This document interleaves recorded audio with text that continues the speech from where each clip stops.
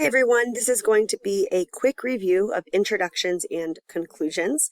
You do need to have an introductory paragraph and a conclusion paragraph in your research paper. Okay, components of an introduction paragraph. There's three of them. You're going to have a hook, connecting information, and a thesis statement. Your hook is your opportunity to draw your reader into your paper. It should be thoughtful and intentional, but should remain general in regards to your topic, okay? Your hook can be about 2 to 4 sentences. From your hook, you go into your connecting information. This is what is going to link the hook of your paper to the thesis statement. This is where you can begin to introduce specifics about your topic. You can potentially summarize some of the ideas your paper will be about, and you'll start transitioning to that specific thesis statement, okay? Connecting information can be about 2 to 4 sentences. And then the final sentence, ideally, of your introduction is your thesis statement. Check out my quick video reviewing thesis statements that is also going to be posted in Canvas. So if your hook is 2 to 4 sentences, your connecting information is 2 to 4 sentences, and your thesis statement is 1 to 2 sentences, your introduction should be between 5 and 10 sentences in length. Think of introductions as an inverted pyramid, okay? The pyramid up at the top, when it is inverted, is really broad, all right? It's very broad, just like your hook needs to be speaking generally and broadly about your topic. As you start to move toward your thesis statement, you're going to be getting more specific, okay? So hook is very broad. Connecting information starts to make everything a little bit more specific, and then your thesis statement is precisely and exactly what your paper is going to be about. Okay? That meme just really makes me laugh.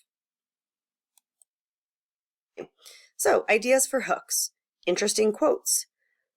Startling information. This information must be true and verifiable. It might need a citation, right? Don't randomly put a fact about the discovery of UFOs and then be like, Islam has impacted the Middle East in various ways. It doesn't connect, right? You're not just trying to bait and switch your reader. You're trying to draw them in with interesting information about your topic. Possibly an anecdote. An anecdote just means a little story, maybe an interesting story from your religion. Maybe you kind of draw your reader into a really interesting scene from a story from your religion's history, okay? That'd be a really cool way to kind of set the scene and draw your reader in. Summary information. This is where you can literally start with just some fascinating background information about your religion. So, okay, keep in mind, I made this up. Do not quote me. This is probably wrong. With nearly 1 billion followers worldwide, one would expect Hinduism to be practiced all over the world. While people of the Hindu faith do exist the world over, nearly 90% of modern Hindus live in India. So you're giving your reader some information, but it's certainly not your thesis yet, right? It's still just very general information about your topic. Okay, hooks to avoid.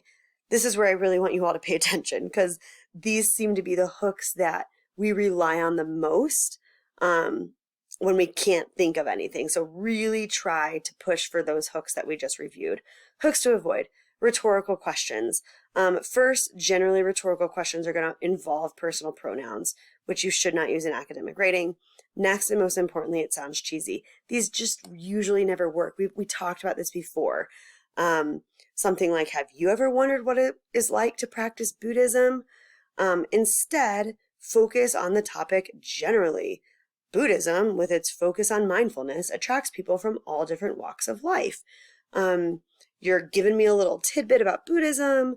You're maybe providing an opportunity for your reader to already relate to Buddhism, right? Maybe your reader's into mindfulness.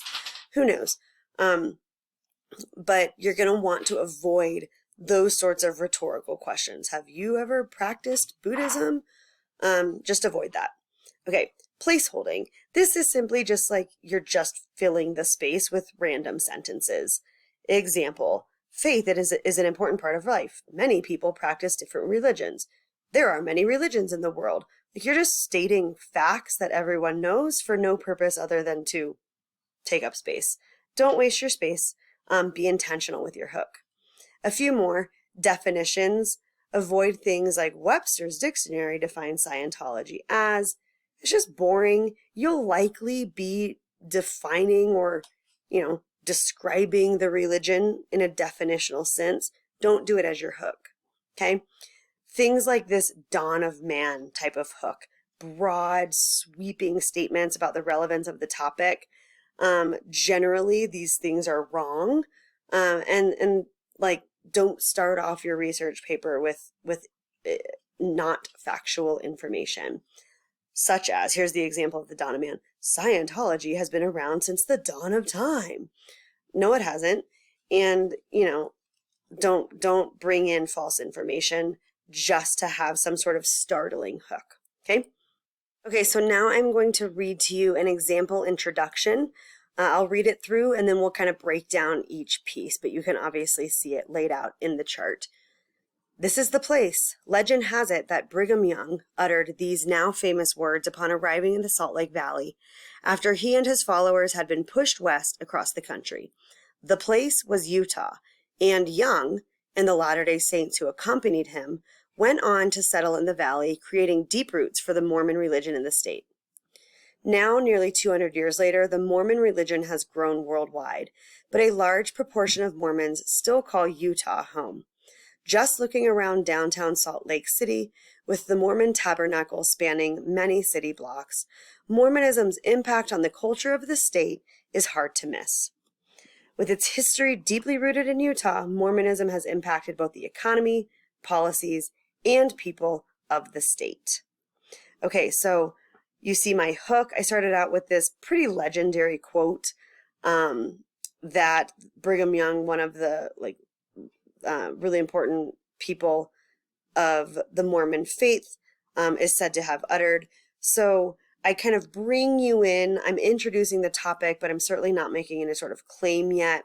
And then I take 2 sentences to transition into my thesis. Okay? All right. I just want to say one more time, if you are wanting to review thesis statements, go watch the video about thesis statements, okay? So conclusions, let's go quickly. Conclusions are really just as important as your introduction, particularly in a paper that you are spending so much time on. Do not give up and phone it in at the end. It is your final opportunity to make a lasting impression on your reader. If it's vague, disorganized, error-filled, off the wall, or boring, it's going to really kind of stand out and overshadow any passion you created about your topic in your intro and body paragraphs. Concise, engaging, and well-written conclusions show your readers that you truly care about your topic, and it's going to make them think about it all the way, or a lot more. Okay, so how do you write a conclusion? So if an introduction was an inverted pyramid, like we have right here, pyramid flipped upside down, a conclusion should be a right side up pyramid. So you're going to flip the pyramid. Okay, now you're not just literally going to flip your introduction and start with your thesis and then move out towards your hook. But the idea is you start with specific information. You're coming out of your thesis-driven research paper, right? So you kind of start with that specific information and then you end by going broad, okay? So there are some minor changes. Certainly rephrase your thesis statement. Do not just copy and paste your thesis statement from your intro. Just give a bare bones version of your rephrased thesis statement. That way you can use the additional information to strengthen your concluding info. Concluding information, link the restatement of your thesis statement to a final profound or impacting statement. So you're flipping the pyramid, so you're going to end broad. So you can think of ending with some sort of final statement that is essentially your final declaration about your thesis, all right? Your final thought that you want to leave your reader with as they walk away from your paper, all right? Your conclusion should be about 5 to 8 sentences and should just really hit your reader with a punch at the end of your paper, okay? That is it for introductions and conclusions. Make sure to reach out if you have any further questions.